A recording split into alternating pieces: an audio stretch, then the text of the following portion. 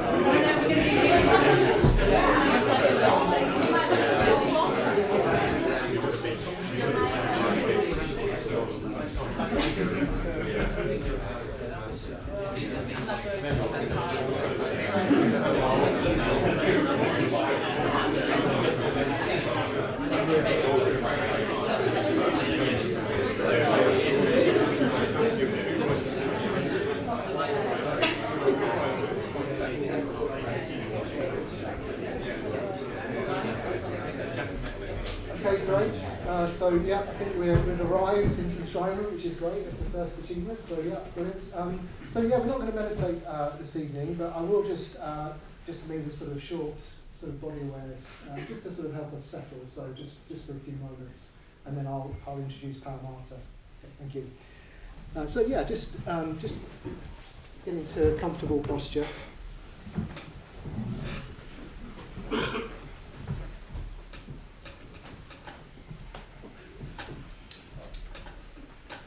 So perhaps just closing your eyes. You might want to take a few deeper breaths.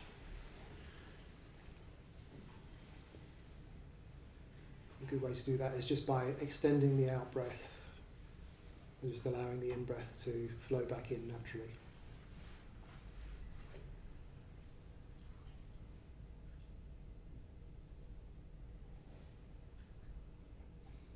And then just bringing a kindly awareness to the contact with the ground, contact with the seat or cushion beneath you.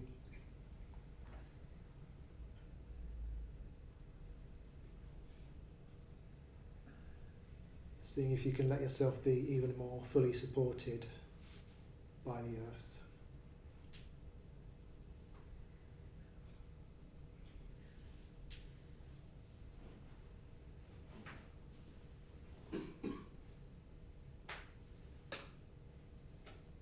And then in the upper half of the body, just a sense of being upright, alert, but relaxed.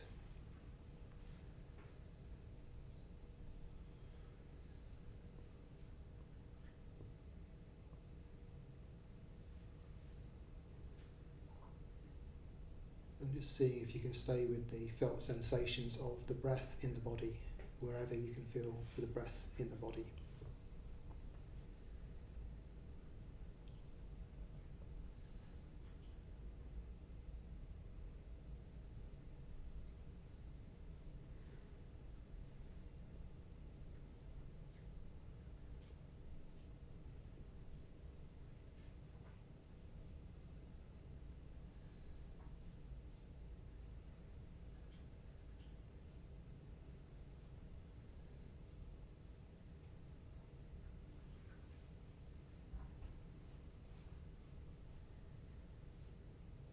And then just a few moments of just sitting, just doing nothing.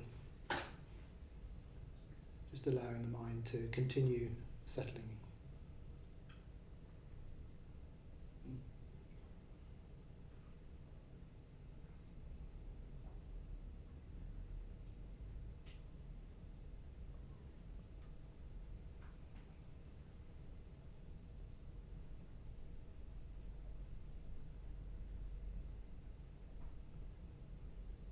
And then when you're ready, just opening your eyes, coming out of the meditation.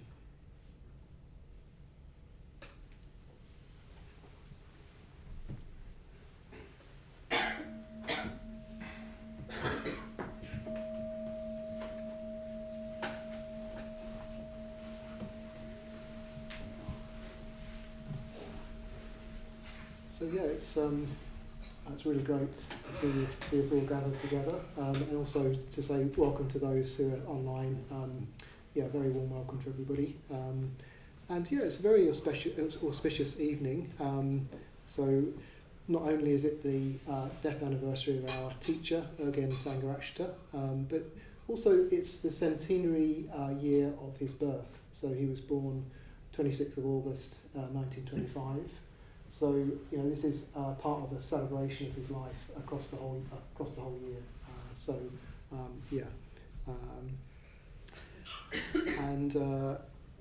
If this is your first time at the Buddhist Centre, very warm welcome as well. And you have chosen a good evening to come and see what the Buddhist Centre is about. So also you're sort of throwing yourself in the deep end as well. So but you're very welcome. Okay, so my name is Manjusir. My main job is really to ask our special guest questions about his friendship and connection with Bhante. So Bhante just means teacher. It's the sort of honorific term that we have for Sangharakshita.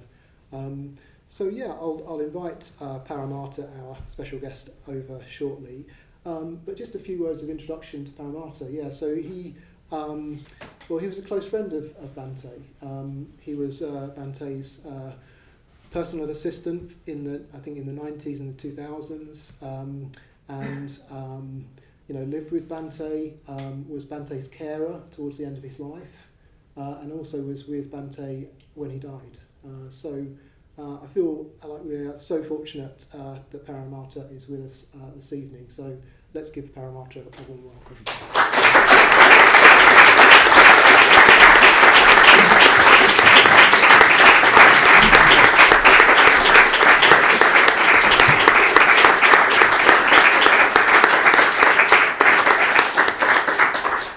So yes, thank you, Paramartha, for joining us. So you've come from Malvern today, I think. Yes, I live up on the hill in Malvern, maybe 15 minutes drive from Addistana, the retreat centre in Herefordshire. So I came up this morning. Very delighted to be here, of course, and very much enjoying the sort of waves of nostalgia that come over me. Having lived here for so long and been in this shrine room again, actually. Yeah, lovely. Thank you. And so you've been in the order for a long period of time. I don't know, maybe we can just start with when did you first encounter Buddhism? When did you first encounter our movement? And also where? What were the circumstances of that?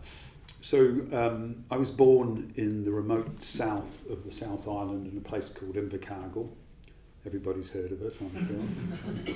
If I say 800 miles south of Mordor, you might I got involved in... Well, my first contact with Buddhism was when I was at university, and I read Zen Mind, Beginner's Mind, which was quite a book that was quite formative in those days. This idea of beginner's mind really intrigued me, and I'd had certain experiences when I was a teenager.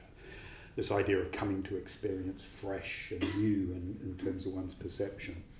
So that sort of, in a way, created a sort of an interest largely in the mind, I guess, for me at that time. But actually, I would say my effective contact with the Dharma, with Buddhism, was through looking over the shoulder of a friend who was reading a book, and the cover of that book somehow just, I don't know, ignited something in me. It was a photo of a Westerner and this beautiful orange robe, and it was Sangharakshita's first volume of his memoirs, The Thousand Petaled Lotus, the old Hindman tradition edition. And so I thought, I've got to read that book. And I read that, and then I thought, I've got to find people who are associated with Sangharakshita. Perhaps as there was a lot in that book that reading between the lines really spoke about the Dharma. And I was lucky enough because I was in Wellington, and an order member called Archula had just come back a year earlier and set up this tiny little Buddhist centre in Wellington. So it was the Bhante's memoirs that propelled me up the steps of the Wellington Buddhist Centre in those days. I was looking for something quite serious. I don't know whether it was Bhante that said, religion's all very well as long as it doesn't interfere with your life. I wanted something that would interfere with my life. I was quite serious. I didn't really want a sort of a hobbyist approach to Buddhism.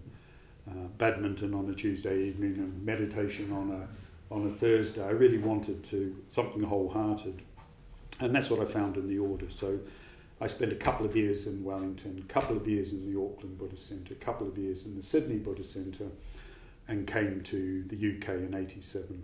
Okay. Yeah. Well. Yeah. So I mean, it's very interesting that it sounds like seeing the image of Bhante on the cover of the book was significant. So can you say something about that? Because I mean, was it, so maybe I should say, Sangharakshita, he was an Englishman. I mean, this is a picture of him from, probably, I don't know when that picture is from, actually, probably the 80s or something, is it? Yes, I imagine, yeah. I mean, can you just say something about that moment, because that's very interesting. Yeah, I think it's hard to understand. I find it hard to understand it myself. There was something about that image that communicated something. Perhaps it was something that, here's a Westerner that's taking the Dharma, Buddhism, very, very seriously, putting his whole life into that path, onto that path. And maybe it was something to do with that. But it is curious, I come from a farming community, ending up as a Buddhist. I mean, I don't think there were any books on Buddhism where I came from. So it is a curious thing to respond in that way. But it was that and the reading of the book that really, not only intrigued me, but as I say, ignited something in me. And I thought, yes, I was very, very engaged in thinking about this has to be a whole life practice, throwing myself into something that was going to make sense in that way. And maybe it was something to do with that. Yeah. But curious that, 6-7 years later, I was living with the man, Sangharakshita. So you spent time in New Zealand, time in Australia, and then came to the UK. So how did that come about? I mean, had you met Bhante by that point, or how come you moved to UK? How did that? Well, through my involvement in the centres, I decided that I'd been a mitra for about 5 years, And there was a moment when I was in Sydney, in the Sydney Buddhist Centre, I thought, I really want to be ordained. And in those days, in Australia and New Zealand, you needed to come to England to be ordained. So it was a great adventure, actually. I just thought, wow, this would be fantastic as well, because I'd never travelled much. Australia was the country I'd only really travelled from New Zealand. So coming to England to be ordained was a big thing. So in those days, there's a retreat centre at Paramartha in Norfolk, which was at that time the order office, but also a retreat centre where they held pre-ordination retreats. So that was the place I ended up living in, an old caravan outside the building at the time. And so there was no guarantee that I would be ordained, but I was lucky enough to go through those ordination retreats, and then I was ordained in 1988. So that was in Gugyaloka in Spain.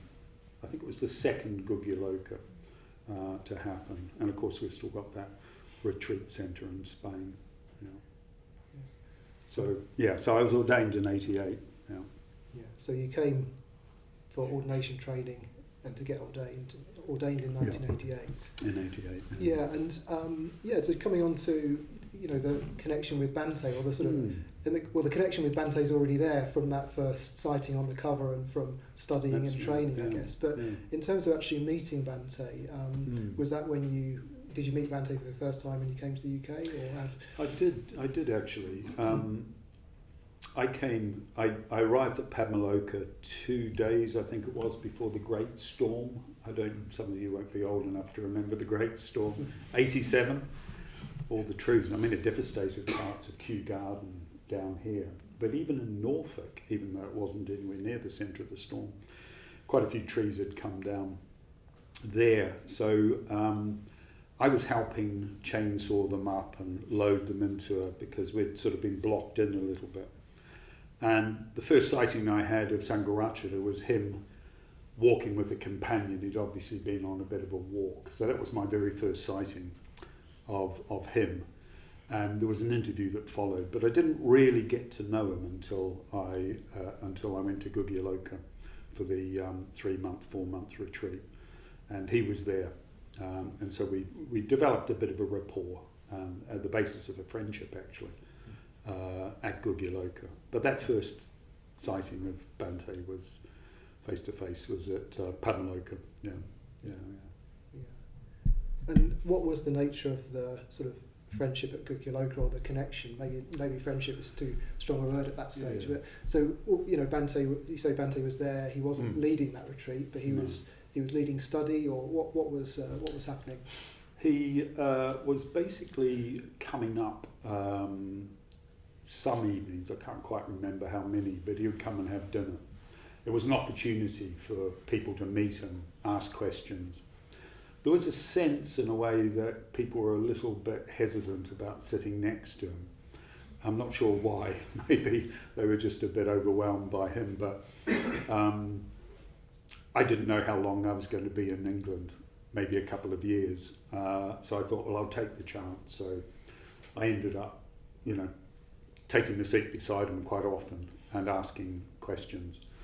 I hate to think what sort of questions I must have asked, but one does think. I was 26, 27, 27 actually. I knew a little bit about Buddhism because I'd been listening to his lectures for 4 or 5 years. But I think there was a rapport established, in those interactions and those chats that we had. And I think he quite enjoyed just the casual element of chatting. So we got to know each other a little bit on that retreat. I was going to stay in England for a couple of years. That was the advice. Don't go back too soon. Good advice. But I was going to come back to Paramartha. So Sangharakshita Bhante knew that I was coming back into the order office. So that sort of connection and communication continued. after the ordination retreat. And Bhante asked me quite a pointed question when I was at Gugyaloka. He said, "Yeah, I know you're coming to do some administrative work. It's not my strong suit, administrative work." But he said, "What do you really want to do?" And I said, "Oh, I'd love to just do more study and practice meditation, actually." So in a way, he sort of took me on a little bit when I got back to England, to Padmaloka, set me a study program, and yeah, as I say, sort of took me on a little bit then. And so we got to know each other even more so there, I think, at Padmaloka, yeah. Yeah, so Bhante was living at Padmaloka. He was living at Padmaloka. Okay, right, yes, yeah. And you were, I've sort of seen the pictures of the, the early days of the, sort of caravans and the retreat centre just still being sort of built. So you were living together, studying together in that context. That's right. Okay, right. Yeah. And developing a friendship, deepening the friendship. I think it was quite a difficult time for him at that time. I think he was revisioning what he was going to do with his life. And in some ways, him asking me, "What do you really want to do?" Looking back, I wonder whether he was asking himself that question, because it was quite a pivotal time. He had been the head of the movement, doing all the ordinations, and very concerned with the organisation and the administration of the order as a whole, the movement as a whole. And he'd had health problems a year or so before I came to the UK. But his blood pressure had gone up quite substantially. I think perhaps the stress of what he was taking on himself. So as the friendship developed, and deepened, he at one point said, "How would you feel if we came down to London?" He had a flat in London, currently where the office is. And I think his feeling was to really start to change a little bit how he lived. So he passed on the ordination process to Subhuti and Subhadra. He was, which is interesting, he was at the time when I lived with him here in London, he was 65, and I've just turned 65, so there's a thought. But he really felt that he wanted to make the best use of his remaining years and make a sort of creative contribution to the movement. And that largely lay in writing.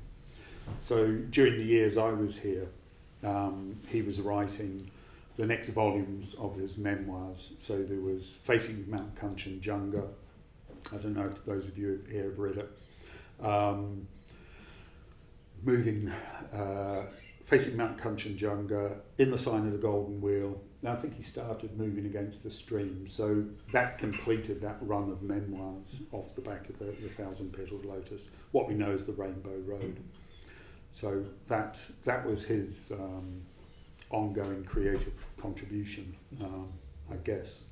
But yeah, it was a very quiet life living in the flat above Sukhavati. Yeah, it'd be good to sort of talk a bit more about that. It'd be nice to come on to that, actually. It's just very nice coming into this shrine room with Paramartha, and I could feel, there's so many sort of memories of being in this shrine room over a long period of time, so it'd be good to talk about that.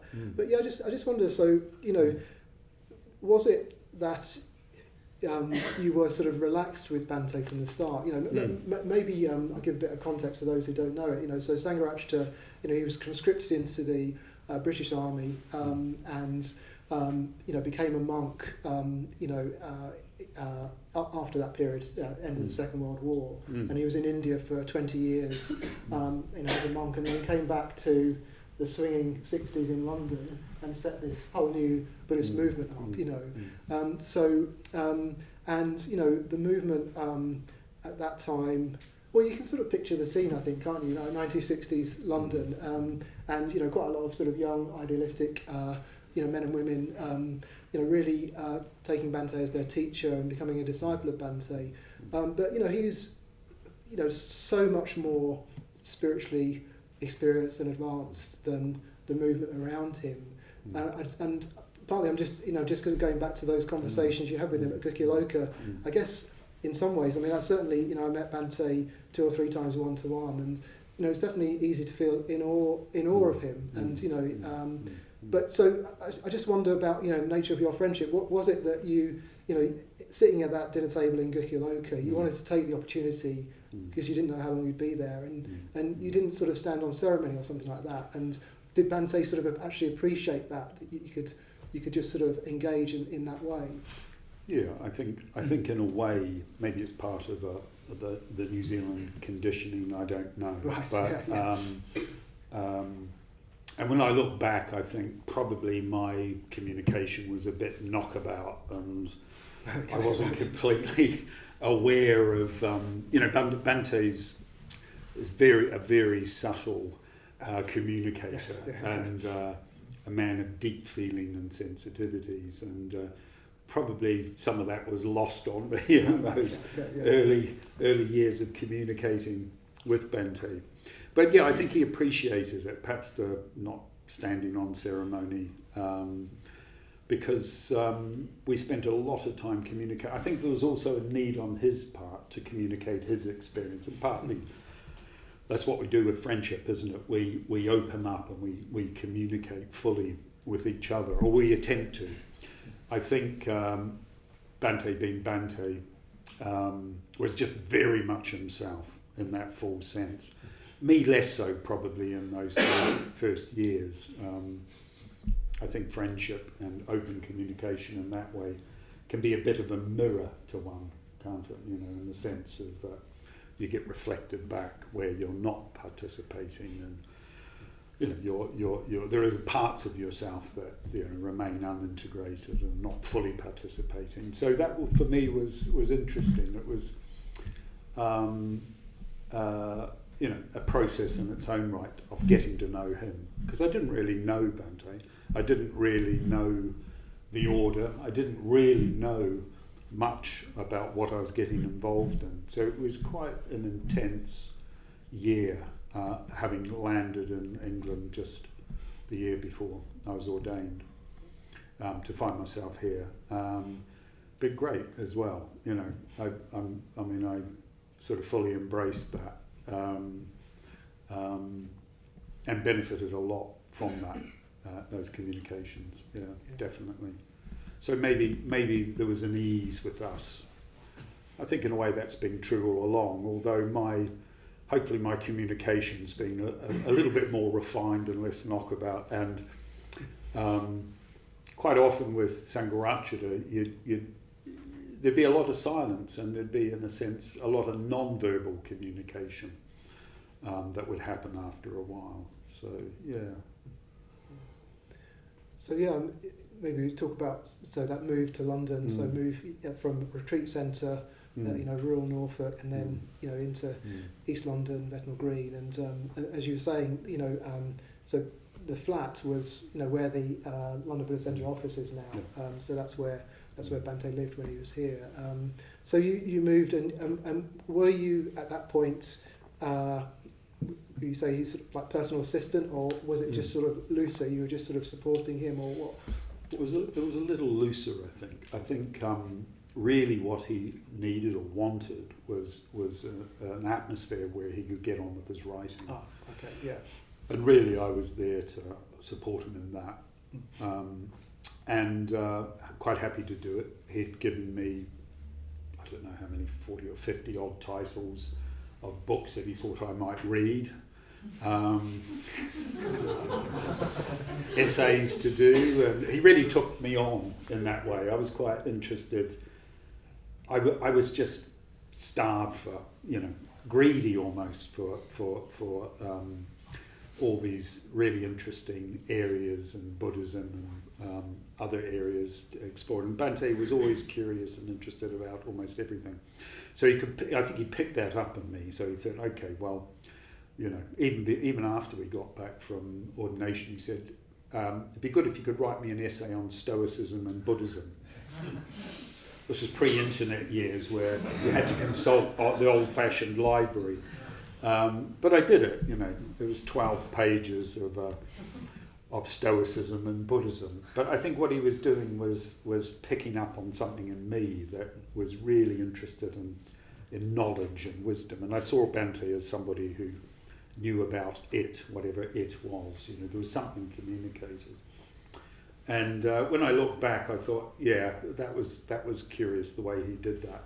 He sort of took me by the scruff of the neck and said, okay, you want that? Well, here you go. And so for the first 4 years in the flat, I dutifully went through all these texts, included English literature and Greek literature, Greek and Roman literature, and all the yanas of Buddhism. And it was a really good overview. And I would sit there while he wrote. Yeah, he's very much a man of routine. So what really impressed me he would just go at the same time to the desk, head down, write for several hours every day. You could see him sort of wearing holes in his sleeves. I wish I had a sort of time lapse because you could see this. So impressive. Well, I would just sit there, and the quality of the atmosphere was extraordinary, actually. Yeah, Bhante was somebody who had a very deep level of what we call shamatha, calm, and he could really apply himself and focus. And sometimes you just walk into this wall of something, this atmosphere, deeply calm, and I really appreciated that. And of course there were outings and lots of walks around Victoria Park. So I got to know Victoria Park very intimately, little shopping expeditions. But I sometimes feel sad because one of the things Bhante really enjoyed, he was a Londoner at heart, and he used to in those days go off down Charing Cross and Leicester Square into the second-hand bookshops. That was one of his loves, and in later years, of course, his sight made him very dependent on others, and that was lost. But in those days, he could just go off by himself, or we'd go together and explore the bookshops, or go to an art gallery or a play or something. So there were little cultural excursions as well, which was delightful. So I was just saying to Anjasia that there was a period where Bhante got interested in Tai Chi, so we used to come down here early in the morning and do Tai Chi together in this, go through the forms. Yeah. Right. What's early in those? Well, in those days we probably got up at just after 5 or 5:30 and did a couple of hours of meditation. So, I think at 5:30. Yeah. Yeah. In those days, he was knocking on my door, Paramartha, it's time to get up. In later years, it was me knocking on his door, but it was quite something to live a routine. I'm not temperamentally a person of routine, but for him, I think it was an important thing that allowed him to do a lot, But that dedication to the work that he put in, extraordinary. And of course, he's communicating the Dharma, even though it's the memoirs and it's an expression of his connection with the Dharma. Very impressive. Yeah, it's incredible, and I really love hearing the sort of detail of the sort of day to day here as well. It really evokes something for me. I mean, it evokes different things actually. I mean, for me, it sort of talks about the cultural education that Bhante has given us as well. So there's Dharma and the clarity around Buddhist scriptures. But in our Sangha, I feel like the way you've talked about this pile of books that Bhante gave you, that still sort of continues. It feels like we've got a spiritual community where there's a culture among us that comes from Bhante in that way. So it's really lovely to hear about those those interactions. And also it makes me think of Bhante's teachers. It makes me think of him being, say, with Jagdish Kashyap in Varanasi, and the idea of an apprenticeship. You're under the same roof, and that's a complete sort of education, which is not an education in a formal sense or something like that. Sure. So yeah, that just evokes so much for me. Yeah, thank you. Yeah. Yes, well, I think when we were at Gugyaloka, actually I said to him, as a new order member, I thought it'd be good if we had, I think the KM ceremonies were still in place then, but perhaps not so evident as now. But I said to him, it'd be good if new order members were apprenticed to an older, more experienced order member, you know. And he said, oh, well, I'll apprentice you. And I thought he was joking, Right. but actually he wasn't joking at all in the end. Yeah. But, you know, acting as a mentor, as a teacher, as a friend, dare I say it, a guru almost, yeah. Yeah. So it was really lovely to get that sort of glimpse into that, though. So how long did that period last then? You know, so in terms of you being together in London, being at the Buddhist Centre here in the flat. So that was nine years in total. Okay, right. Yeah. And the second part of that time, so it was about 4 years, and then we had a bit of a discussion about, I was thinking about perhaps going back to New Zealand and helping out centres there at one point. So I decided, well, maybe I need a livelihood. So I wouldn't put it like we did a deal, but I thought, well, if Bhante needs, you know, a certain space, I can study. So I did a degree in London, my osteopathic degree, in the last 4 years of that time. So 9 years in total. Yeah, and then we did a travel around the world, as it were, to America, Australia, and New Zealand. So I got the opportunity to take Bhante back to see my mother and father in Invercargill, believe it or not. That was slightly strange. I was praying that my mother wouldn't just put on the TV in the evenings, you know, that sort of awkwardness, you know, all that conditioning that comes to the fore, family conditioning. But no, it was delightful, you know, to be able to do that. And so we spent time in Australia and New Zealand around the centres and things. Yeah. And it's also, you know, interesting about that time in London that you're talking about, you know, Bhante's mid-60s, you know, going into the 70s, I guess. And so he's handing on his responsibilities. And I always think that's actually quite a remarkable thing in itself, isn't it? And, you know, because, you know, we don't think of Bhante necessarily as a guru, but certainly the foresight to try and set the movement up beyond himself, it's already happening, and probably before then as well. And because I know, I think Majja Maloka was part of that idea as well, wasn't it? To have a sort of almost like a sort of headquarters in the UK for the movement. Did that sort of happen? Would that happen after London, or what happened? I was down in London for a while, and then actually Bhante was living at Majja Maloka in the 2000s, late 90s, you know, the 90s and 2000s. And he had Nitya Bandhu was a companion at that time, and around 2008 Nitya Bandhu was suggesting we go back to Poland to set up the centre there.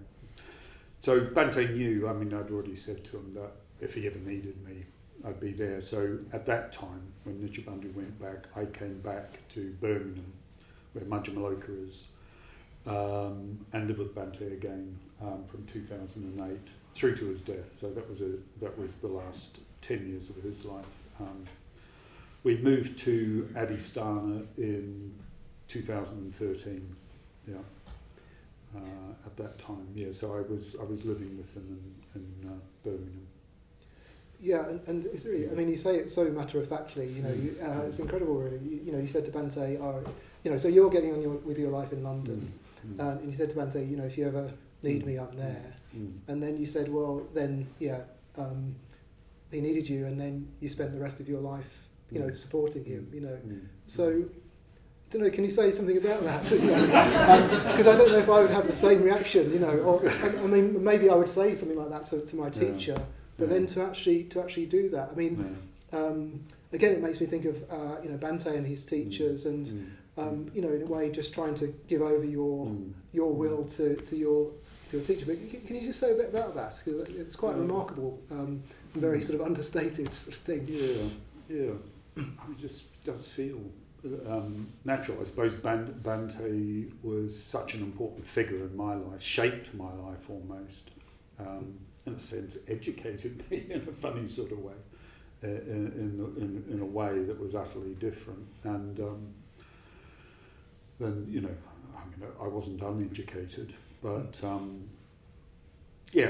what I feel I've personally been given by Bhante, gives rise to profound gratitude. And I think also with Bhante, we all know the depths of spiritual friendship are considered sort of very important in our movement, and there's something you touch on there that I think certainly bonded me with him very, very strongly. And it wasn't just all the sort of pleasant things. I think in the period we were here, I was around, like any friendship, I was around when his mother died, and Dada Rinpoche died, and Dilgo Khyentse died, and some years later my brother had an accident and was good. So it's like any friendship, isn't it? It really bonds one very deeply. I think with Bhante,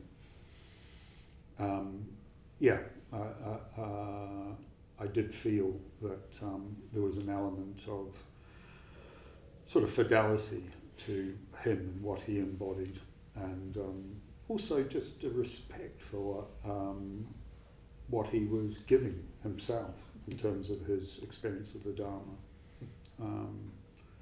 But it does feel did feel quite natural to just go back and spend that time. And it wasn't just me, that some of his carers, I was thinking of Subhadra, I think he knew that there'd be people there for him, friends, throughout his life if he ever needed it. So a testament to his friendship with others, really. So towards the end of his life, you were his carer, but just, we can talk about that and Bhante's death as well, of course. But so I just wonder if you could say something about what the sort of day-to-day looked like during those Majjhima years in Birmingham, because it sounds like, when you were here in London, it was very much head down. I'm sure there's lots of other stuff going on, but it was a very intense writing period. What was the sort of day-to-day like when you were at Majjhima? Was Bhante in a different phase, or what was he doing? Not especially. He was still doing a lot of writing. I think he was quite involved in administrative stuff again. Right. There was a shift there. Obviously, the college at Majjhima. People were consulting him quite a lot, and there was, and he was seeing people. He's always seen people. He was writing, I think the Mosley Miscellany is part of that. Wrote quite a bit of poetry, I think, in between the cracks, and there were lots of walks around Cannon Hill, King's Heath. So actually that routine continued. For me, I did maybe a couple of days a week work, because he had a community next door that would look after him when I wasn't there. But that was a period where his eyesight started to really become a problem. So there were trips to the doctors and things. He had macular degeneration, so he couldn't read, so he was listening more to audio books and things. So there was more things around health to attend to. But lots of reflections. I remember him saying to me, it's not until you get later in life that you can see the sort of patterns that may have been present in one's previous life. And he just had this sense of looking back over his own life, the pattern and the shape of it. And he did see old age. He'd been reading Hillman, an archetypal psychologist, so he saw old age as a distinct phase in its own right. So he still continued to live a quite a contemplative life, actually, and quite routine. Yeah, quite routine still, and I'd get on with my own things as well. Quite a lot of communication. And then, I remember Bhante's health wasn't good, during that period of moving to Adhisthana. So there was, the idea of, sort of finding a headquarters for the movement, That's internationally. And we sort of found Adhisthana in Herefordshire, and then Bhante moved. But, his sleep wasn't good, I think, and, his health wasn't good at that point, was it? So so you moved with him. Yeah. So I think 2 months before the move to Adhisthana, 2013, he wasn't getting enough sleep, and that became a chronic issue. So for a couple of years, at least a year, so that was a very painful period. It's a very torturous thing not to be able to sleep, and but yeah, he was very patient nonetheless. But yeah, that was a period of sort of caring for him, but very moving in a lot of ways. One of the things I remember is, there was a period where he just couldn't sleep. I had a room adjacent to his, so I would go in if he needed anything. He used to have this little doorbell, ding dong. Every time I hear a doorbell nowadays, it's sort of like Pavlov's dog. But I remember going in one night and said, Bhante, I'm quite happy to sit and talk, but I did ask him once, well, what do you do when you're just awake at night? And he said, well, I think of all the things my friends have given me. I go through the verses of the sevenfold puja, and I go through all the mantras from the practices that my teacher gave me. And in a way that sort of blew me away a little bit, because I thought, well, actually it's around gratitude. It's just these practices that are, maybe I was thinking he was practicing something a little bit more esoteric or something, but no, it was what we call a gratitude bhavana and a sort of a connection with his own teachers. A devotional practice, in those hours. So it was a period of care, and that was maybe for a couple of years at least. And then he started writing again, which I thought took as a sign of health and re-engaging energy. Again, it's so interesting. Welcome, Jana. Yeah, please be comfortable. It's so interesting. Again, I think I don't know, my experience talking about Bhante and actually even meeting Bhante. We can talk about the sort of what he was like, what he did, but also the experience. There's something that's completely beyond that as well, and it feels like we get a little glimpse maybe when you talk about his practice of gratitude when with insomnia. So that response I think is quite remarkable, isn't it? And those late writings, they're just quite exquisite and clear and just beautiful, direct teachings of the Dharma, aren't they? So I don't know if you could just say a bit about that, how that's that period as well. So I think with returning energy and health, he really devoted himself to the things he loved. I think being surrounded by friends, he had a lot of friends locally, and people used to come and see him. I think in the last 2 years of his life, he had 400 interviews. So that's basically people saying, "Can I come and see Bhante? Can I come and see you?" One-to-one meeting. One-to-one meetings. So I think that was something that he was always curious about people. They're not necessarily Buddhists even, but just very curious about people and enjoyed meeting people.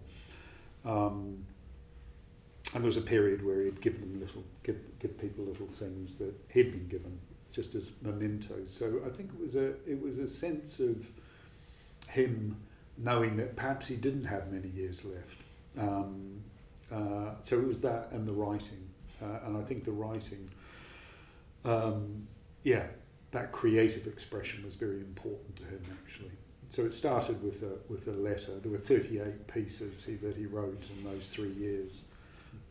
Started to a letter to myself when I had to go out for a period to look after my own mother for her death, and so he followed it through with a whole series of articles. And some of them quite topical, some of them coming back to, topics like friendship and reverence, the nature of evil, science. He got very interested in the new physics, quantum gravity towards the end of his life, all sorts of things, comparative religion, so dreams. Yeah, they span quite an interesting, they're very diverse. But I think that sense of interest and curiosity about the world at that age was impressive in its own way. Yeah. So he's in his early 90s at this point, isn't he? Yeah, towards the end. Yeah. And so can you say a bit about how Bhante was as he approached his death? I mean, I remember a story from that time. I tried to sort of find a record of it online, but so I think he was having these hospital appointments, in and out of hospital a little bit, Right. and then the last time he went to hospital, I think there was a conversation with a consultant where it became clear that he wasn't going to be going home, he was going to die.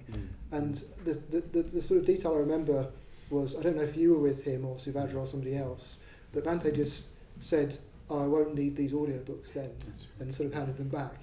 And I just thought, okay, well that's quite something. So can you just say something about that, just a sort of matter of factness? Okay, this is the end. Yeah.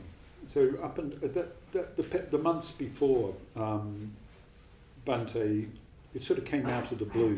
He was joking with me. He felt so well. He said that he might live to 100. And I go, why stop there, Bhante? How about 108? So he did. He was quite well, and he was getting me to read to him his own works, the survey, his poetry, Subhadra as well, I think, dictating. In fact, the last article he wrote was written in October 2018, in the same month he died. So he seemed in good health, and then it seemed to, like a stack of cards, it unfolded over 2 weeks. It was, a very big step change in his health. But I think he just became, much more mindful and sort of, in a sense, self-possessed and self-contained in a positive way, actually. That was my feeling, like he was stepping down a gear or stepping up a gear. Bhante always impressed me with his mindfulness and awareness. It was sort of the weight of his practice over decades and decades. That was quite something. But in those days, I'd been joking with him before that collapse of his health, that he was becoming more and more the essential Sangharachara. He needed to preserve his energy, so all his utterance was very gnomic. But he was very much, we were reading the songs of Milarepa, so up until that point. But then there was a bit of a dropping down in gear. And just this sense of patience. We talk about patience in Buddhism. I think Bhante himself said patience, or kshanti. Patience in Buddhism is one of the most beautiful words in the Buddhist canon.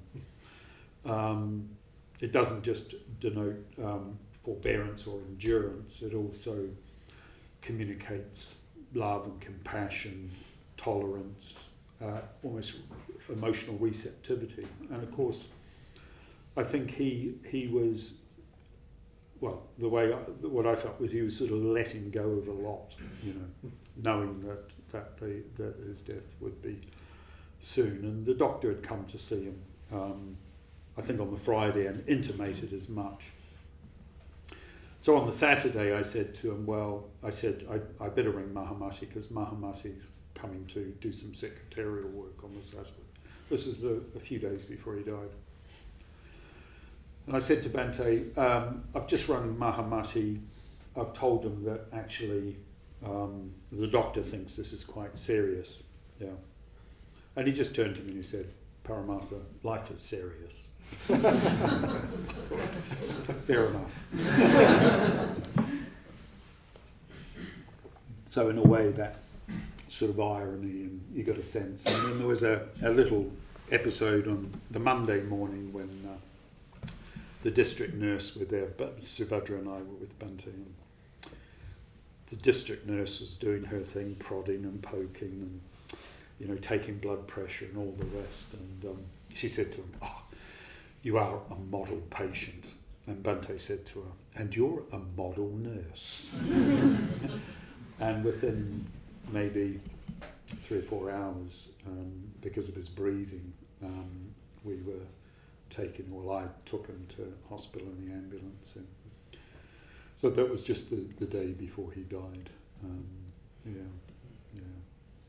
So this sort of essentialised gnomic teacher also, that when I went to see Bhante, the first time, that's what struck me, the mindfulness. Mindfulness is not strong enough word for what you entered in Bhante's presence somehow, So that sounds like that was sort of essentialised, but and this sort of matter of factness or sort of humour and irony there as well.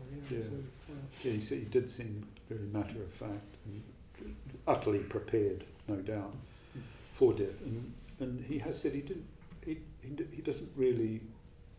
I mean, he's very aware of his own mortality and impermanence, but he never really thought that much about death, and I believe that, actually. What he did think about was rebirth, which, in a way, speaks to something, doesn't it? Sense of continuity, and, So I thought that was quite interesting. But he was certainly prepared, And so he died in Hereford Hospital. And we were there. Please. We were there. Right. While I was there with Subhadra. And the ex-Sambhadasa and Yashadeva were there. Came a bit later. But so he died very, very peacefully. And we did a puja and meditated and did a rejoicing in merits at the time. But it was very special to be there at that moment. And I remember, there was an order weekend shortly after Bhante's death, and so we could sit with Bhante's body, and there's probably a lot to say about that time. But I wonder if we conclude by talking about the funeral, for example, because probably a few or maybe many of us in the room, some of us in the room would have been at the funeral, and there was very, very special atmosphere. Again, the words don't quite really do it justice, but there was something very, very special about the funeral, to say the least. So I don't know if you could say a bit about that time. Yes, well, I was talking to Jnanavatra about this before, but my experience of Bhante's death was not one of grief, but quite blissful, unexpected. Hard to really understand, but a sense of sort of liberation, energy liberated from the body. Something of that quality pervaded the funeral, didn't it? It was joyful. It was really joyful, beautiful. Yes, and it wasn't. And it was an experience of Sangha as well, actually. I think that was my experience, that the Sangha came together in a certain way, and there was something quite mysterious going on at that time. It was extraordinary funeral. Yes, I just remember Strauss's last songs and the sunset and the billowing of incense, and I think there must have been about 1,400 people there. And although it was bitterly cold, I remember that, it was such a joyful atmosphere, extraordinary. Yeah. Yes, I remember after that funeral having a very vivid dream. Something about the Sangha, I've always felt that, Bhante and I were very close, but in a way, Bhante's death put me in contact with the Sangha in a way I hadn't experienced before. Hard to explain, but I had this dream of being in this vast audience, this great circle of the Sangha, not necessarily just the order, but Buddhists. And it was such a big circle you could hardly see to the outer rim of it. But at the outer rim, there was this person gesturing to me. And I looked sort of closely, and it was Bhante. And he was holding up a glass of red wine. I thought, that's very strange. I found myself in the dream with my own glass of red wine. So we were toasting each other across this vast circle of Buddhists. And I think there's something in that sense of the Sangha that Bhante has constellated and brought together that, remains. And it's, something that's very special and deep. I feel like we should finish with that image. I think that's so beautiful, isn't it? So just having said that, can you just say just a few words about what would you say your connection with Bhante is now? I mean, does he still visit you in dreams, or how would you talk about that connection sort of now? Yeah, he does actually, and I had a dream the other night where I still seem to be in the care role. Okay, nice. Yes, yeah.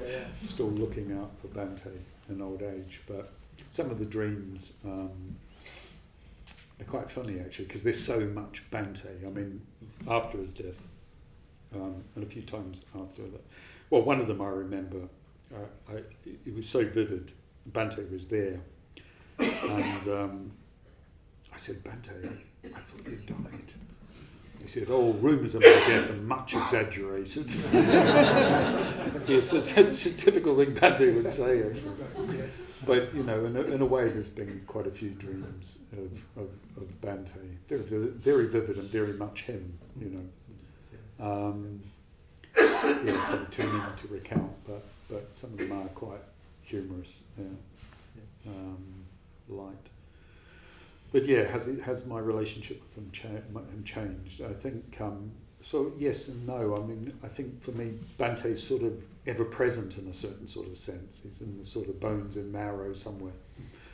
But I've just, there's a sense of sort of awe now in a way that wasn't there, where looking back over his life, and I read a lot of Bhante and I think, what an extraordinary man.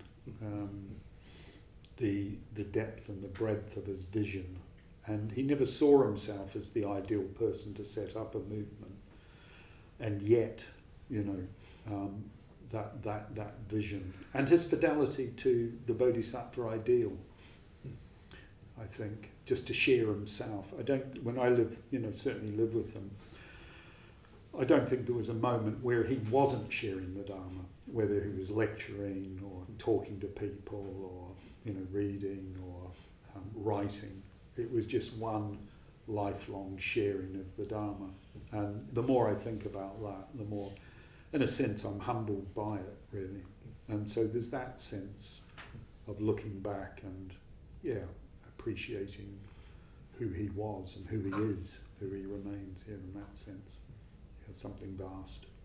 Yeah. Thanks so much, Paramartha. Let's leave it there, and I'll say a few more words, but let's thank Paramartha for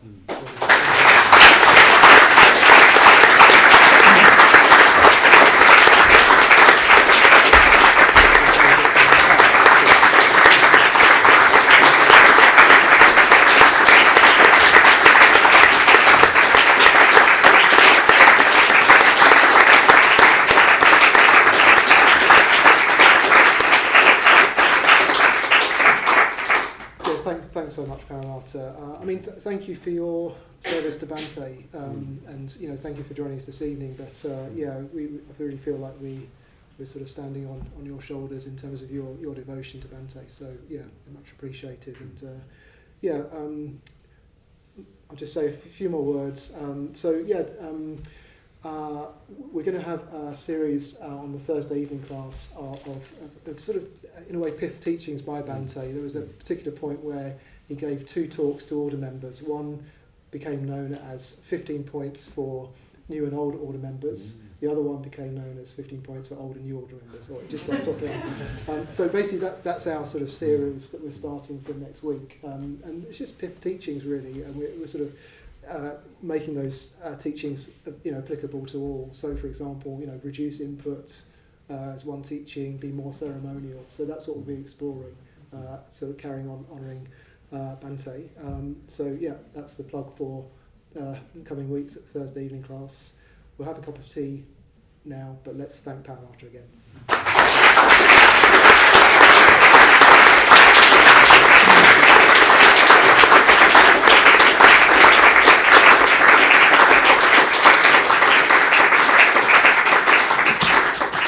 And after the tea break, we'll have a celebratory puja, which Sadi will lead. Thank you. Thanks very much. Pleasure.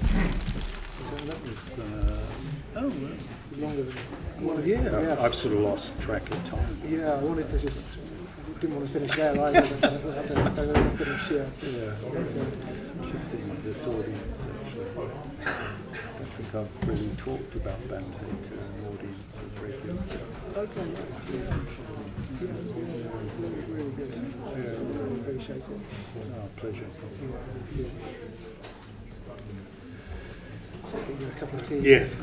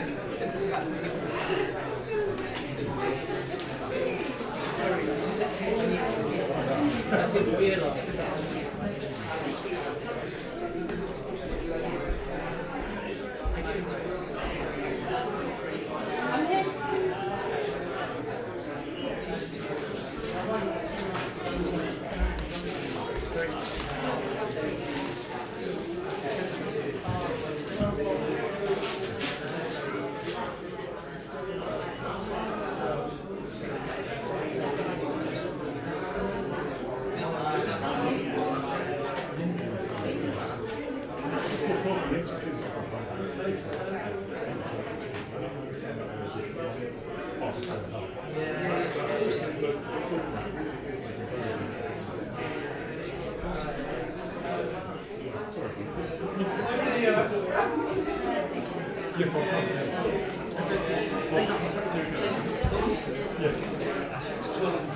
Sometimes we say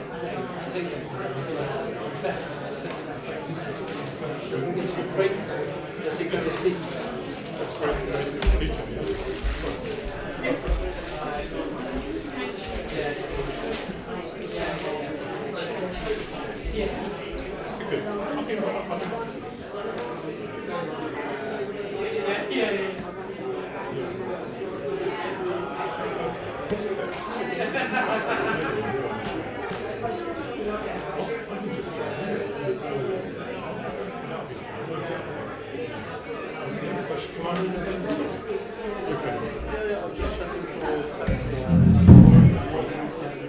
Yes, well, you're going to go and talk to our tech people.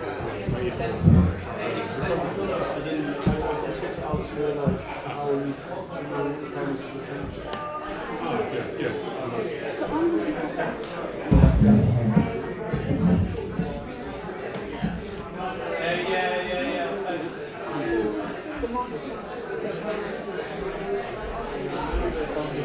I'll just sit here next to this guy. And show you just across the and should we leave the mic in that small table? And so shall I get one of these? What does I just need, because I'm going to put, so I'm just going to need this one. Yeah. Sorry, thanks, Dad.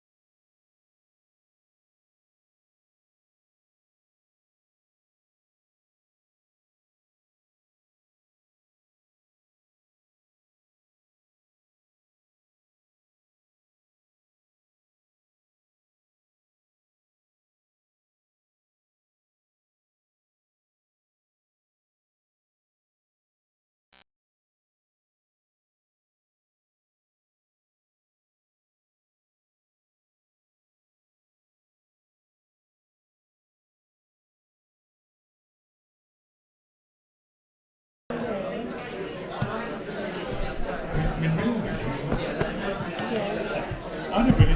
Do I need the microphone for my reading?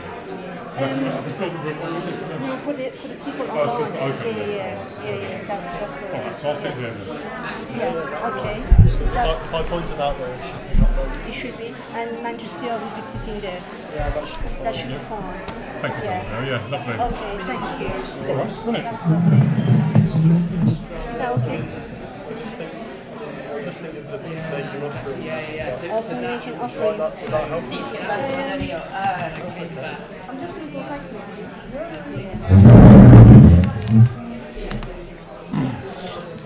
And then that's, yeah.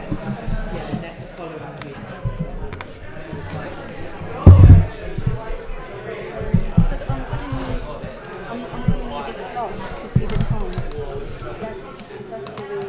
That's lovely. Thank you. That's great. Thank you. Yeah, that's good. Maybe a glass of water. That would be lovely. Thank you.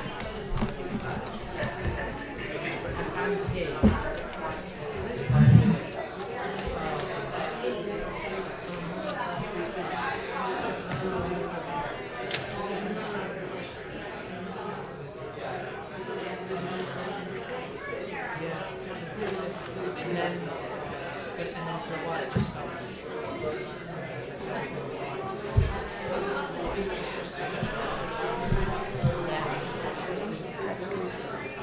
Which sounds better? Which sound better? Inside, I think. Inside. Thank you, that's lovely. We just need to move that chair back, please.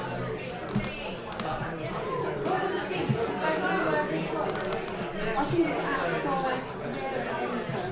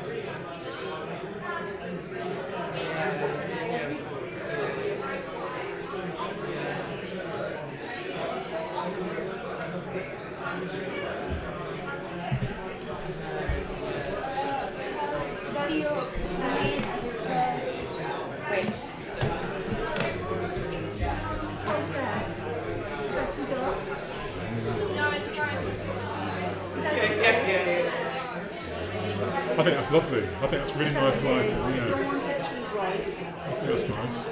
So I sit here. If that's all right, then. Yeah, is it? that's great, Okay, yeah. great. Mind you see on the jacket is here. Is that okay? Okay, yeah, I'll just take Okay, thank Thanks you. a lot, Simon. Yeah. That's really lovely. Oh, good. This is such a lovely, wasn't it? Such a lovely event. Thank you, Yeah, yeah. it was so great. That's what it is. Thanks a lot. That's great. Yeah, I hope it didn't take too much time. Doesn't matter. What are we? Oh,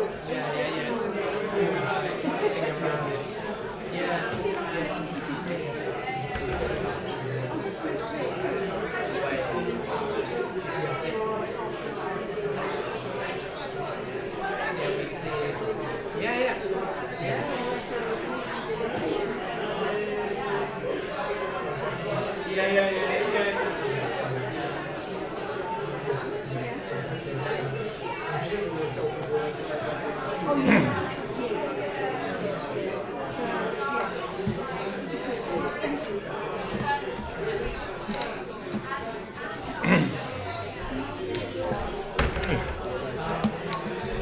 Let's see.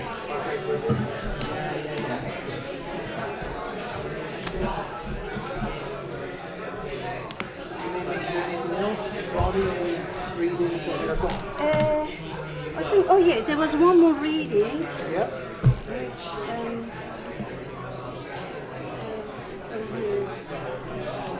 Full transplants. After the marriage was going on. I haven't got anything. That's the same.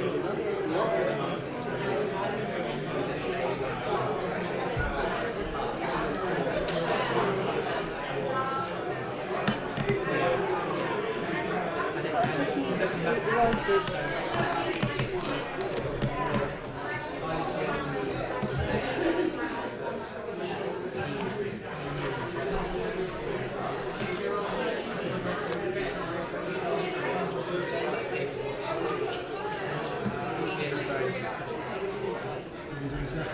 Well, yeah, quite well.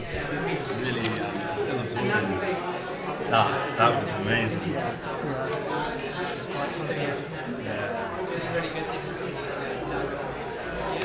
I think the more I learn about Bhante, the more I sort of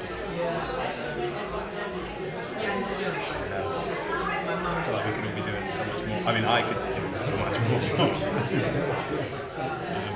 Not in like a striving way, but just like, yeah, just a real strong sense of inspiration.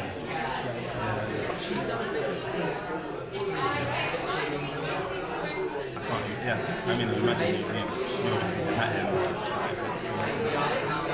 Yeah, you know, I met him a few times, just a handful of times now. So, but you know, I was just saying to Paramartha, I mean, you know, this sort of chapter, you know, this month's chapter, we were encouraged to write about the Bhante, and it's incredible, you know, because I've got my own memory of, you know, he didn't know who it was, you know, but things he said, you know, still resonate with him in terms of things. He knew what to say to her. And chapter is full of encounters like that. And it's just like, how did he do that? You know, I mean, it's incredible actually. Yeah, so it's very nice to go to celebrate that. I'm very grateful as well. Thankfully, I guess our generation, we still have people that knew about it. And so, I live with David Mitchell, so I hear these stories about him all the time. So that's not, that's not going to be around for so long, so it's great. Doing this kind of thing.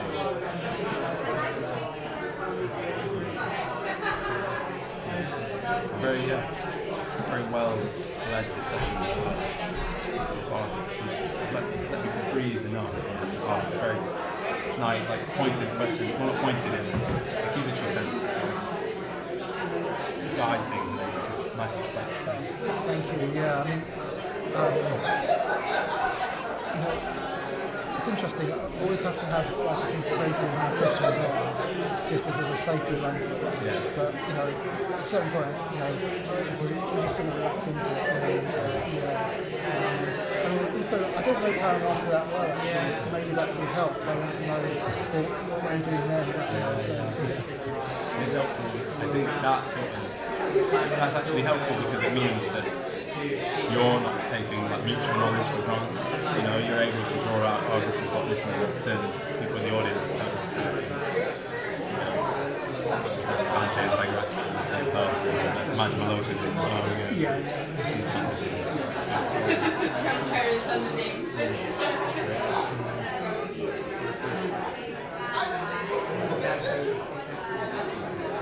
I like Paramartha. I met him 10 for the first time.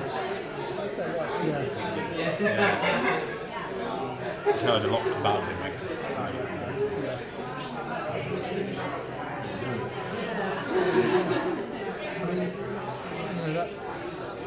It's just so matter of fact that thing about and just let you know if you need anything. Okay, I'm going to go and spend the next 20 years, you know, waiting for the bell. You know, it's just, you know, that is remarkable. Such devotion. I mean, yeah, like I said, it's one of those things that makes you think, I'm certainly not ready to go direct, let alone, you know, anything like that. It's like, what level of commitment? The whole life. It's very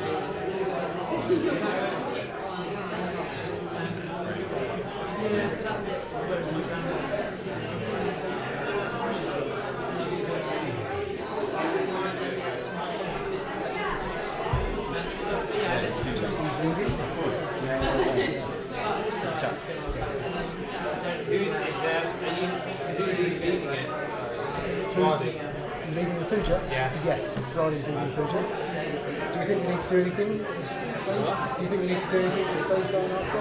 Well, I was just wondering if we can start. Let's do that. Yeah. So I don't know any correct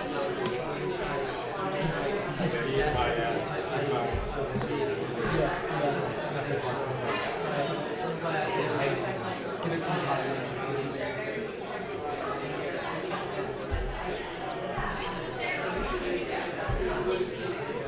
It's up to me.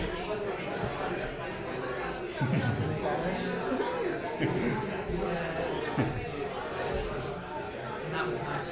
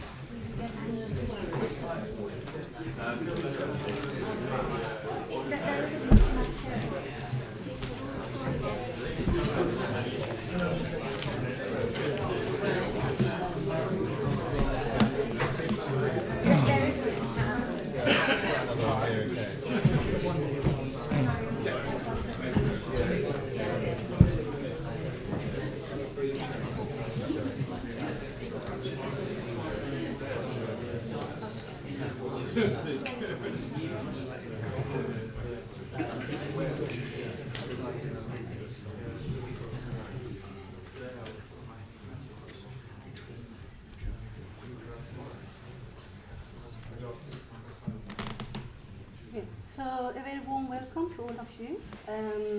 We're going to start the latter part of the evening by saluting the shrine, which is done in call and response.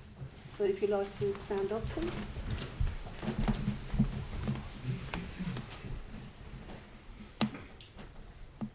Namo Buddhaya. Namo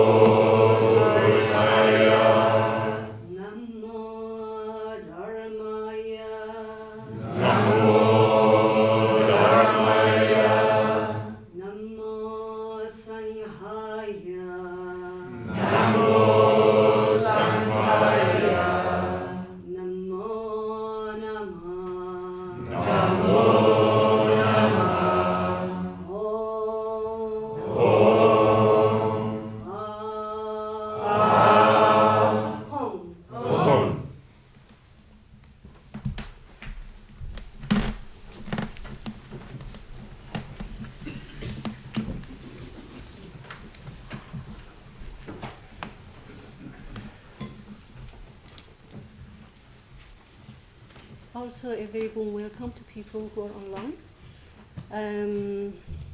I'd just like to say a few things before we perform the sevenfold puja together.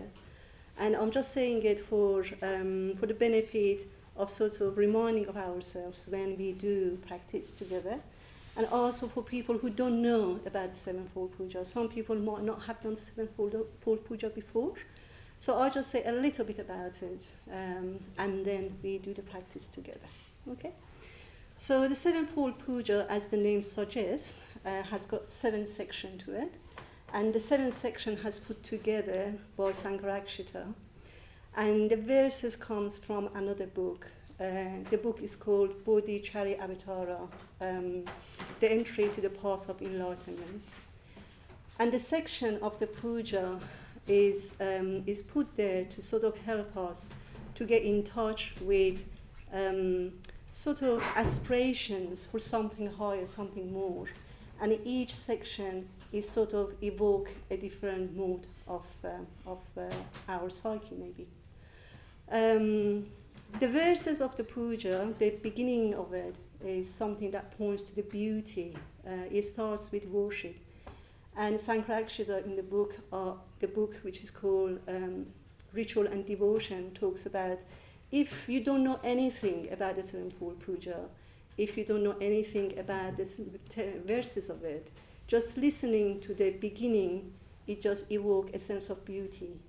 And the sense of the beauty is not just a physical beauty, it's a beauty of a transcendental. And it might sound very heady, but as it was mentioned, the beauty can be manifested in relationship, in connection, and it can be shown within the context of friendship. And when you were talking together, Manjushri and Paramartha, I was just sort of touched by when you were sort of said, yes, Bhante or Sankrakshita said, you would go if you ask. And that just shows the depth of the connection. That just shows the depth of the beauty. So we start the sevenfold puja with the verses which is to do with the beauty, and it ends with concluding mantras. There are non-concluding mantras. So it starts from sort of growth, and it moves to something much more subtler. And the mantras, sometimes people sort of say, oh, what is the mantras about? And again, in the Ritual and Devotion book, Bhante talks about the mantra could be sort of used, a word that sort of protects the mind. But he sort of says that can be a little bit simplified translation of it. And actually, mantra can sort of point to that quality of the transcendental. And each figure sort of brings a quality of an enlightened mind. So I sort of listened and sort of watched a sevenfold puja which was performed 2 years after Bhante passed away. And in that puja, they sort of said that Bhante asked the 5 mantras to be recited at the time of his death, and also during his death and after that. So we're going to bring those 5 mantras in the sevenfold puja. And each mantra, sort of, as I said, it can point to a quality of enlightenment. So the mantras are starting with Shakyamuni mantra, and then we move to Green Tara. Then after that would be, I think maybe Abhitaba, and then would be the Manjushri and Padmasambhava, and then we finish it by the non-concluding mantra. So during the mantra recitation, if you wish to come forth and make offerings, please do. We got the 3 traditional offerings here, incense, the light, and flowers. And the flowers sort of symbolizes the impermanence. Anything in this world goes to impermanence and changes. Even it's so beautiful. And then we have the incense that can be symbolizing fragrance of ethical life, a life which is well lived. And without that, I think we had the flavor of that in this room tonight within the conversation, which was beautifully evoked and came to the room. And then we have the candles, which can represent the light of the Dharma. So if you wish to come forth and make offerings, please do. And if you don't want to do that and you just want to sit and take part by being receptive, like a lotus, just follow that. Just follow your heart, whatever is appropriate for you. We're going to have some reading during the puja. Manjushri and Damodara would do the reading for us, and also recitation of the mantras. And I'm aware about the timing. In the program, it's said that the class finishes by 9:30. And people who've done the puja, they know the puja has gone its own life. And it can go a bit longer, but at the same time there is a practicality, and some of us sort of live further away and we have to catch tubes and buses and the rest. So we're going to do the refuges and precept as unison, so that would speed up a bit. And also, when you want to make offerings, please come, 4th and 5th, don't wait. And at the end of it, if you're still here and the half past 9 is past, please feel free, and if you need to leave, please leave. Don't sit here and feel obliged that you have to sit here. Just do what is right for you, yeah? I really hope that we can stay here to the end. Okay, so enough said. Maybe just having a few minutes to sort of settle in your posture, allowing the energy of the room to settle and the energy in yourself settle down, allowing the gravity to help you to arrive more. And just treating this as an offering, as a gift to yourself and also to Bhante. He doesn't need a gift, but we will receive as when we give a gift to somebody. Okay? And I'm going to ring the gong, and then we start with a reading with Manjusia, which will do that.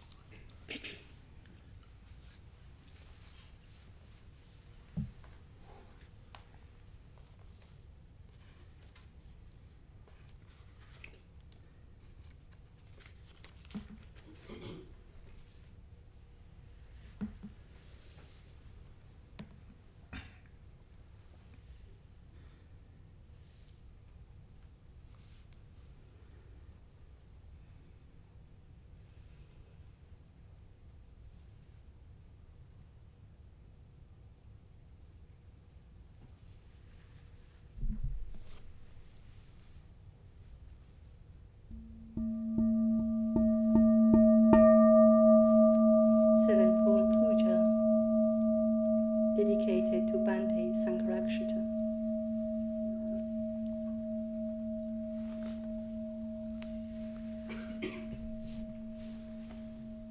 The most obvious and perhaps the most important impression we get from these opening verses is one of beauty, spiritual beauty. Even if we knew nothing at all about the Dharma or about the Sevenfold Puja, just hearing these verses is an open-minded, receptive way. One can convey that particular kind of beauty to us. Mundane, sensuous things are mentioned, flowers, lamps, and jewels. But the overall impression is surely one of spiritual rather than worldly beauty. And if that higher beauty is the object, the corresponding subject feeling, the natural response to it, is one of faith and devotion.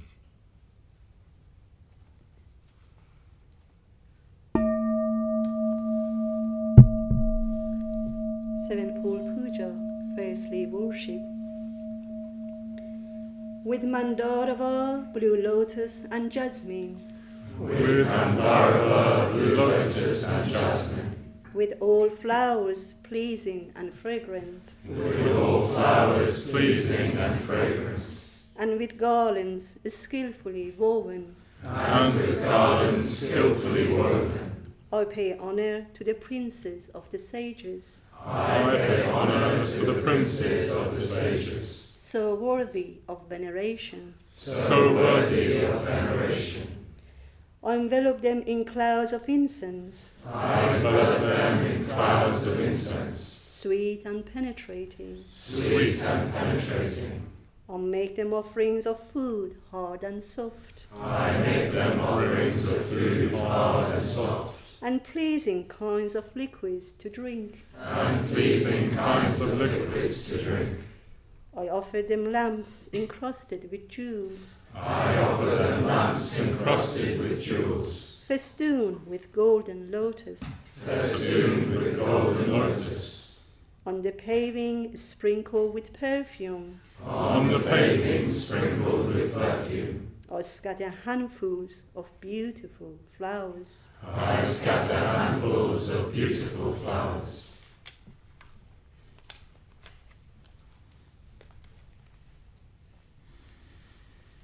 Om Muni Muni Mahamuni Shakyamuni Swaha. Om Muni Muni Mahamuni Shakyamuni Swaha. Om Muni Muni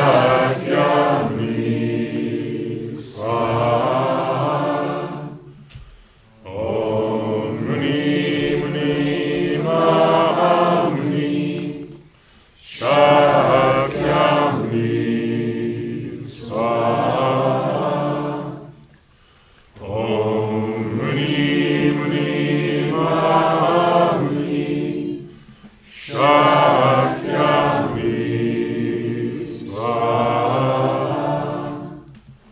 Om Muni Muni Mahamuni Shakyamuni Swaha.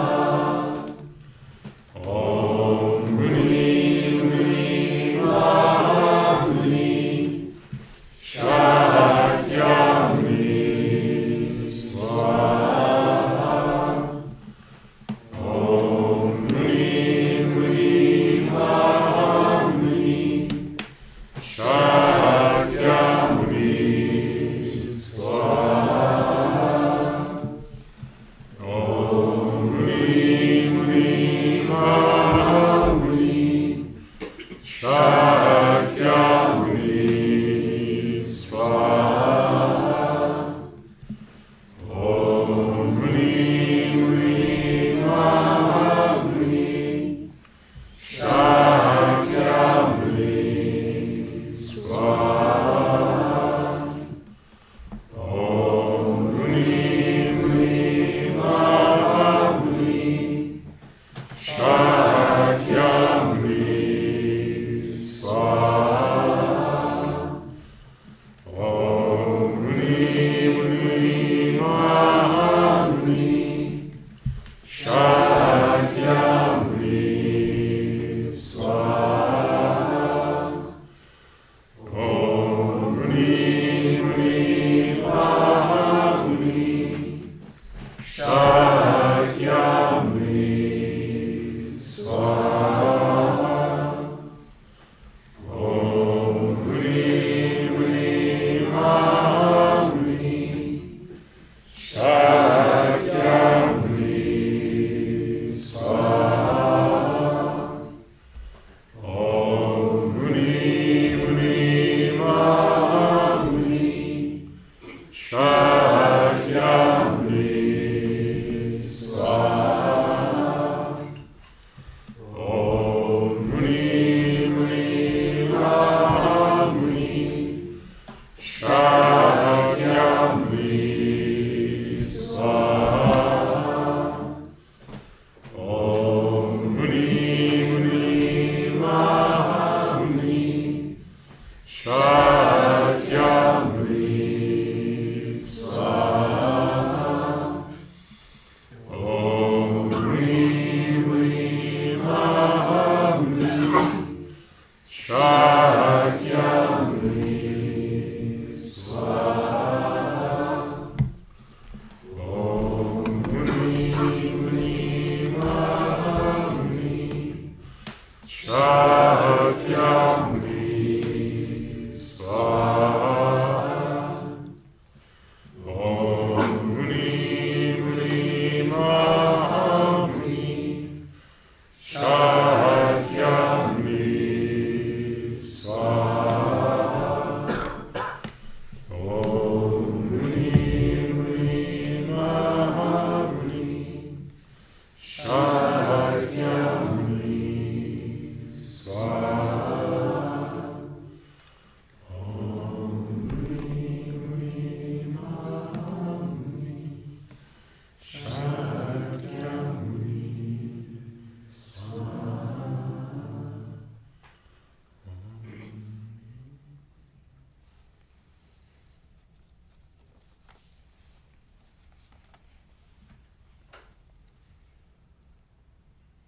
The salutation section represents the paying of outward physical respect. It is not enough to keep our feelings of reverence in our minds. Whenever we have any strong inner feeling, we will naturally want to express it outwardly, because we have bodies as well as minds and hearts. To feel something totally means also to feel it physically. Obeisance, the bowing down alluded to in the verses, is the physical expression of the respect we feel for the ideal of enlightenment.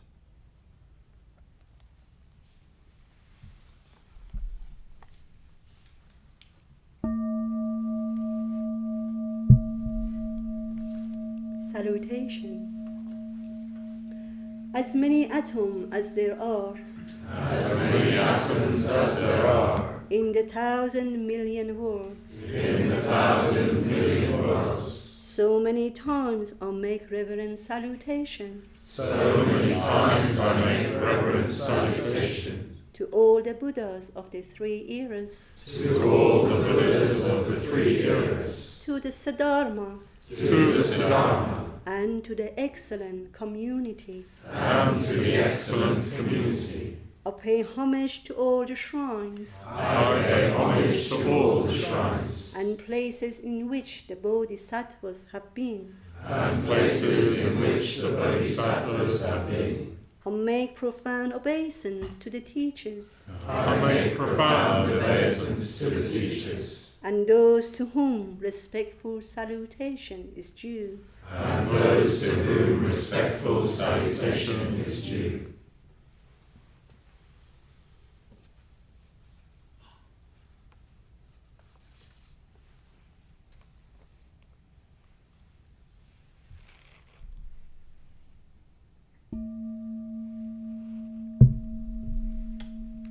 Going for refuge. This very day, This very day, I go for my refuge I go for my refuge to the powerful protectors to the powerful protectors, whose purpose is to guard the universe, whose purpose is to guard the universe, the mighty conquerors who overcome suffering everywhere. the mighty conquerors who overcome suffering everywhere. Wholeheartedly also I take my refuge Wholeheartedly also I take my refuge in the Dharma they have ascertained, in the Dharma they have ascertained, which is the abode of security against the rounds of rebirth. which is the abode of security against the rounds of rebirth. Likewise in the host of Bodhisattvas, Likewise in the host of Bodhisattvas, I take my refuge. I take my refuge. Refuges and precept in unison. Namo tassa Bhagavato Arahato Samma Sambuddhassa. Namo tassa Bhagavato Arahato Samma Sambuddhassa. Namo tassa Bhagavato Arahato Samma Sambuddhassa. Buddham saranam gacchami, Dhammam saranam gacchami, Sangham saranam gacchami, Dutiyampi Buddham saranam gacchami, Dutiyampi Dhammam saranam gacchami, Dutiyampi Sangham saranam gacchami, Tatyampi Buddham saranam gacchami, Tatyampi Dhammam saranam gacchami, Tatyampi Sangham saranam gacchami. Anatipata Veramani Sikapparam Samadhyami. Adinama Veramani Sikapparam Samadhyami. Kamesu Mechachara Veramani Sikapparam Samadhyami. Musavada Veramani Sikapparam Samadhyami. Suramerya Maja Pamadatana Veramani Sikapparam Samadhyami. Sadhu, sadhu, sadhu. with of loving kindness, I purify my body. With open-handed generosity, I purify my body. With stillness, simplicity, and contentment, I purify my body. With truthful communication, I purify my speech. With mindfulness clear and radiant, I purify my mind.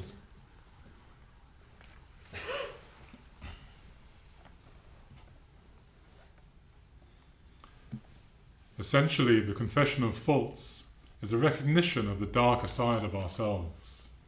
It's not a question of breastbeating and bewailing our sins, but rather of a realistic appraisal of our shortcomings and weaknesses so that they may be overcome.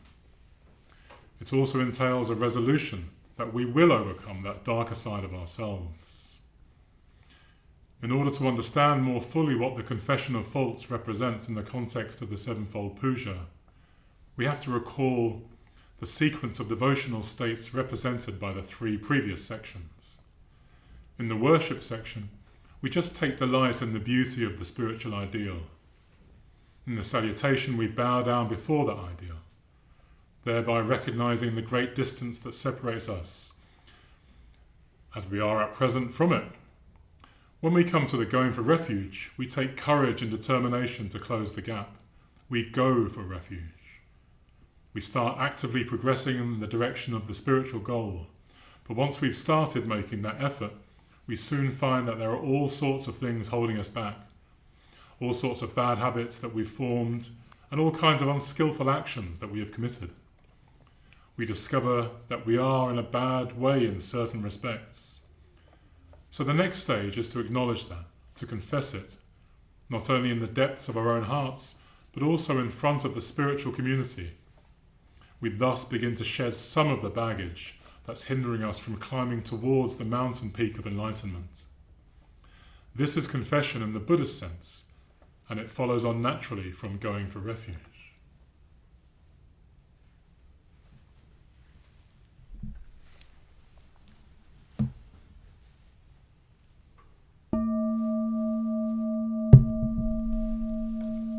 Confession of faults.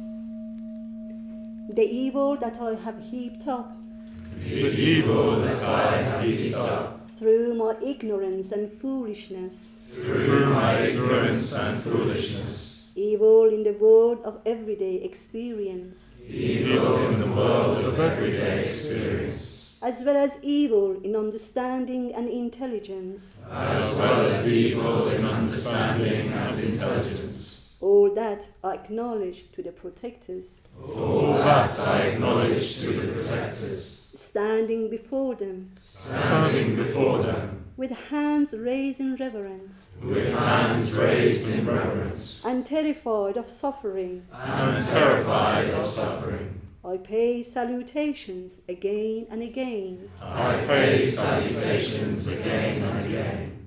May the leaders receive this kindly, May the leaders receive this kindly, just as it is with its many faults. just as it is with its many faults. What is not good, O protectors, What is not good, O protectors, I shall not do again. I shall not do again. Om Tare Tu Re Swaha. Om Tare Tu Re Swaha. Om Tare Tu Re Swaha. Om Tare Tu Re Swaha. Om Tare Tu Re Swaha. Om Tare Tu Re Swaha. Om Tare Tu Re Swaha. Om Tare Tu Re Swaha. Om Tare Tu Re Swaha. Om Tare Tu Re Swaha. Om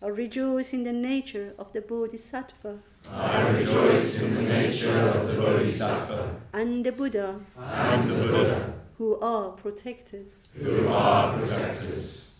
I rejoice in the arising of the will to enlightenment I rejoice in the arising of the will to enlightenment and the teaching, and the teaching, those oceans that bring happiness to all beings those oceans that bring happiness to all beings, and are the abode of welfare of all beings. and are the abode of welfare to all beings.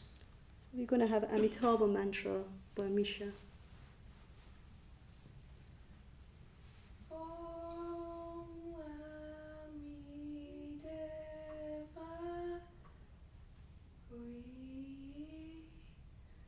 Om Ami Deva Re.